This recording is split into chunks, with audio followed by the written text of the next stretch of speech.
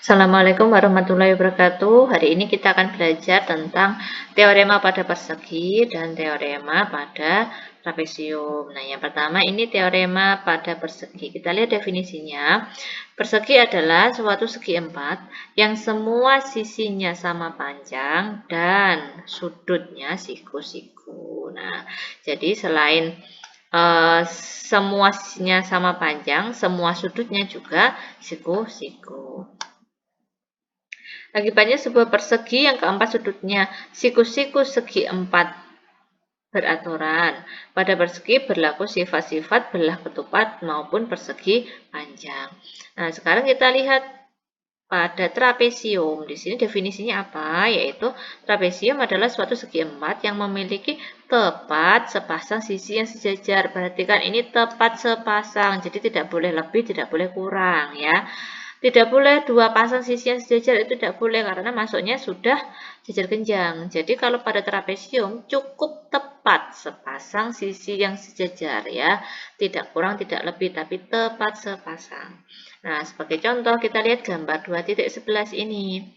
Nah, pada gambar yang sebelah kiri, gambar pertama di sini hanya ada dua pasang sisi yang sejajar. Begitupun yang sebelah kanan. Trapesium yang sisi tegaknya sama panjang ialah trapesium sama kaki. Bu, trapesium di sini sisi tegaknya itu bagian mana? Lihat, kalau dua pasang sisi yang sejajar kan ini ya, yang ada tanda sejajarnya. Kalau sisi tegak adalah sisi yang di sini. Nah, sisi yang saya tunjukkan ini adalah sisi tegak, termasuk ini juga sisi tegak ya. Di sini juga ini adalah sisi tegak namanya. Yang saya tunjuk ini sisi tegak. Kalau yang ada tanda sejajarnya ini adalah sisi sepasang sisi yang sejajar. Sekarang kita lihat teorema 2.17. Dalam trapesium sama kaki, sudut-sudut alasnya sama besar. Nah, perhatikan. Di sini kalau sudut trapesium sama kaki, berarti di sini yang sejajar kan sisi AB dan sisi DC. Ini sejajar ya kan. Nah, kalau trapesium sama kaki otomatis sisi-sisi tegaknya sama panjang. Berarti sisi AD sama dengan sisi BC.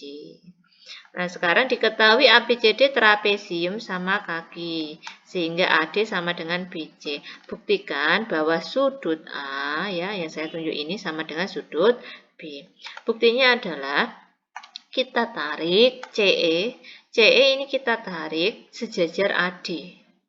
Nah, karena CE sejajar AD dan AE ini sejajar DC, otomatis AECD itu adalah jajar genjang. Dan panjangnya AD sama dengan CE. Kemudian AD sama dengan CE. Dan AD sama dengan BC. Maka panjangnya CE sama dengan BC. Bisa dipahami enggak itu? Kita lihat, AD kan sama dengan CE, ya kan? Karena AECD jajar genjang. Kemudian AD sama dengan BC, kenapa? Karena diketahui bahwa panjangnya AD sama dengan panjangnya BC, karena trapesium sama kaki. Nah, sekarang kita lihat, ini kan sama-sama punya AD, ini punya AD. Ini punya AD, ya kan? Otomatis di sini CE sama dengan BC. Nah, dapatnya dari situ. Sehingga karena CE sama dengan BC, otomatis segitiga BEC adalah segitiga sama kaki, ya kan? Nah, kalau BEC segitiga sama kaki, berarti ada dua sudut yang sama besar, yaitu sudut apa? Yaitu sudut E dan sudut B, ya. Misalkan di sini kita namakan sudut E1 di sini ya. Ini sudut E1 sama dengan sudut B. Nah, dilihat sudut E1 yang saya tunjukkan ini, dia kan sehadap dengan sudut A, ya enggak? Coba lihat. AD ya, sisi AD sejajar dengan sisi EC. Otomatis sudut A ya, yang saya tunjuk ini sama sehadap dengan sudut E1 yang saya tunjuk ini, sudut E yang saya tunjuk ini.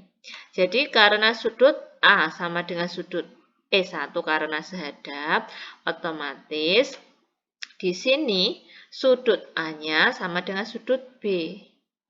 Karena sudut E1 sama dengan sudut B dan E1 juga sama dengan sudut A, otomatis sudut A sama dengan sudut B. Jadi terbukti.